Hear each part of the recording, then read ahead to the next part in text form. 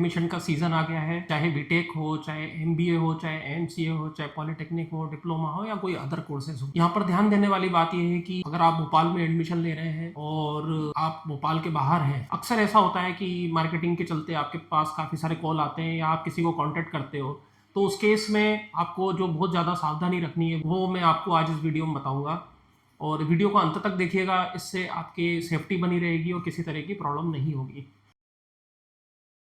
तो सबसे पहली बात यह है कि एडमिशन की जो प्रोसेस है, इस पूरी एडमिशन प्रोसेस में इनिशियली शुरू में ओरिजिनल डॉक्यूमेंट्स जो हैं कभी नहीं लगते हैं, ठीक है? ओरिजिनल डॉक्यूमेंट हार्ड कॉपी के फॉर्म में आपको किसी को भी नहीं देना है, क्योंकि इससे आप ट्रैप हो सकते हो। क्योंकि एक बार आपका ओरिजिनल डॉक्यूमेंट्स किसी के पास चला जाता है, तो उसके खोने के चांसेस रहते हैं या वो आपको ब्लैकमेल कर सकता है या गलत तरीके से आपको ट्रीट कर सकता है, क्योंकि आपके हाथ से एक बार चीज़ जा चुकी है। तो ध्यान रखिए कि ओरिजिनल डॉक्यूमेंट्स हार्ड कॉपी में जो आपकी ओरिजिनल पेपर में जो प्रिंट आउट है वो किसी को देने की ज़रूरत नहीं है। हाँ, अगर कोई आपसे व्हाट्सएप पे ओरिजिनल की स्कैन कॉपी अगर मंगाता है पीडीएफ या जेपीजी फॉर्मेट में, तो वो आप दे सकते हैं, उसमें कोई प्रॉब्लम नहीं है, क्योंकि वो इनिशियल प्रोसेस के लिए ज़रूरी है। ये तो हो गई पहली बात डॉक्यूमेंट्स की। दूसरी बात अपन करते हैं फीस की। देखिए, फीस किसी भी कोर्स की चाहे 40,000 हो, चाहे 50,000 हो, चाहे 60,000 हो, इनिशियली आपको केवल रजिस्ट्रेशन अमाउंट ही देना है किसी को, या बुकिंग अमाउंट ही आपको किसी को देना है।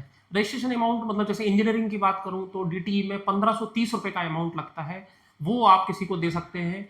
और plus college to college differ करता है, कोई इनिशियली फीस के रूप में 3000 लेता है, कोई 2000 लेता है, कोई 5000 लेता है। इससे अधिक अमाउंट जो है आप शुरुआत में किसी को न दें। कोई अगर आपसे बोलता है कि आधी फीस दे दीजिए, आपकी सीट बुक कर देंगे, नहीं तो डिस्काउंट चला जाएगा, और आपने 25,000, 30,000, 50,000 ट्रांसफ़र कर दिए, तो आपके लिए आगे चल के बहुत मुसीबत हो सकती है। हो सकता है वो कॉलेज में जमा ना करे और अपने पास रख के बैठा रहे, और फिर उससे आगे आने वाले समय में आपको प्रॉब्लम हो सकती है।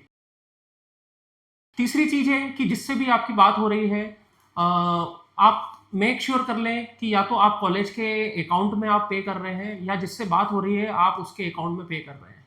निश्चित रूप से सामने वाला आपको क्यूआर कोड भेजेगा या अकाउंट नंबर भेजेगा, तो जब आप क्यूआर कोड पे स्कैन करेंगे तो देख लीजिए कि उस पे नाम क्या आ रहा है। जिस व्यक्ति से बात हो रही है अगर वही नाम आ रहा है तो कोई प्रॉब्लम नहीं है, लेकिन बात किसी से हो रही है और आप अमाउंट किसी और अकाउंट में भेज रहे हैं तो प्रॉब्लम वाली बात हो सकती है। या फिर अगर आप डायरेक्ट कॉलेज के अकाउंट में अगर आप भेज रहे हैं तो भी आप सिक्योर हैं। तो ये कुछ चीज़ों का आप ध्यान रखिए, और जो भी कमिटमेंट है, जो भी बातें हैं, वो ओरली आप ना करके कोशिश कीजिए कि वो रिटर्न फॉर्मेट में हो। मतलब सामने वाला व्हाट्सएप पे भी कंडीशंस आपको लिख के भेज सकता है कि आपका एडमिशन स्कॉलरशिप बेसिस पे हुआ है या फीस बेसिस पे हुआ है, या क्या-क्या शर्तें रहेंगी, बस फ्री है या बस के चार्जेस क्या रहेंगे, यूनिफ़ॉर्म की फीस लगेगी या नहीं लगेगी। जो भी चीज़ें हैं आप कोशिश कीजिए सामने वाले से लिखित में। देखिए, कोई भी व्यक्ति आपको स्टैम्प पेपर पे तो लिख के नहीं देगा, लेकिन हम ऑडियो पे बात करते हैं, ऑडियो का प्रूफ कभी भी नहीं माना जाता। तो कोशिश कीजिए कि जो भी गाइडलाइंस है वो जो है आप उससे लिखवा लीजिए। व्हाट्सएप पे आप नॉर्मली उससे लिखवा सकते हैं, तो वो चीज़ आप इन फ्यूचर में उसको रिवर्स करके आप उसी को दिखा सकते हैं कि देखिए आपने खुद ने ही कहा था। पर ऑडियो एप्लीकेबल नहीं होता है। तो ये सब चीज़ों का ध्यान रखिए आप, क्योंकि एडमिशन के समय में काफ़ी सारे छात्र मैं देखता हूँ हर साल बहुत परेशान होते हैं इन्हीं सब चीज़ों को लेके कि मेरा ओरिजिनल डॉक्यूमेंट उसके पास है या मैंने तो इतनी फीस दे दी।